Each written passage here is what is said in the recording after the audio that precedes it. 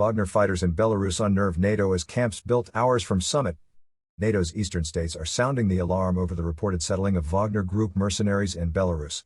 New satellite imagery has emerged that suggests the construction of camps to house the fighters within a few hours' drive of alliance borders and the location of next month's pivotal NATO summit. Polish, Lithuanian, and Latvian officials on Thursday told journalists that the apparent arrival of oligarch-turned-warlord Yevgeny Prigozhin's Wagner forces in Belarus poses a new indirect threat to NATO and European Union frontiers. Lithuanian President Gitanas Nausėda said his government is extremely concerned about the presence of these serial killers in Belarus. Lithuania will next month host a NATO summit that will be influential for Ukraine's ongoing defense against Russia, and pivotal in deciding the alliance's long-term strategic posture. They could be and emerge in Belarus at any moment, Nausėda said. And nobody knows when they could turn against us. The threat, the president added, should prompt NATO to take bold decisions on the strengthening of its eastern flank. One Latvian diplomat, who requested anonymity as they were not authorized to speak publicly on the issue, told Newsweek they are watching and assessing the arrival of Wagner fighters in Belarus. It's not really clear yet what is, or will be, Wagner's presence, they said. Any presence in Belarus, of course, will be an additional argument for asking for additional sanctions against Belarus, aligning Russian sanctions with sanctions against Belarus, and for strengthening the security of Poland, Lithuania, and Latvia. The Wagner Group's status in Belarus remains unclear. Following Prigozhin's abortive insurrection earlier this month, Belarusian President Alexander Lukashenko helped facilitate an agreement between Wagner and the Kremlin for the rebels to relocate to Belarus. Those who do not will be offered integration into the regular Russian armed forces. The Pentagon has said that Wagner fighters remain in occupied Ukraine, though Ukrainian spy chief Kirilo Budanov has said the organization will no longer participate in hostilities.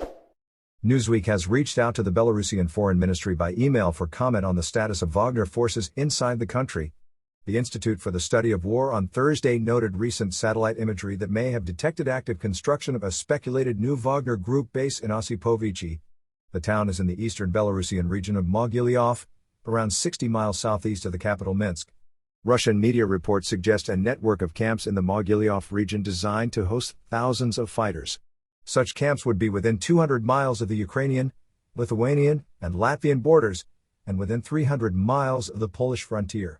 Driving from Osipovichi to Vilnius, the Lithuanian capital that will host NATO leaders next month, takes under 4 hours. Alliance leaders are keenly aware of the danger of conventional or covert attacks by Wagner forces in Belarus.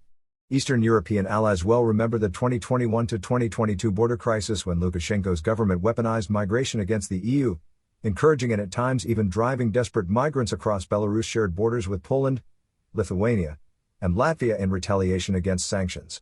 We keep a very wary eye on everything that occurs in Belarus with Prigozhin there and an unknown number of very trained and skilled fighters who presumably will be joining him, Latvian Prime Minister Artūras Krišjānis told reporters at the EU leaders in Brussels this week. That does potentially pose a threat. The threat would probably not be a frontal military threat, but the threat of attempted infiltration into Europe for unknown purposes, added Krišjānis.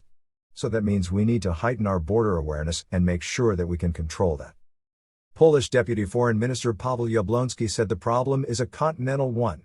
European solidarity means supporting countries threatened with destabilization, he told public radio on Thursday. Update June 30, 2023, 10:25 a.m. ET. This article was updated with comment from a Latvian diplomat.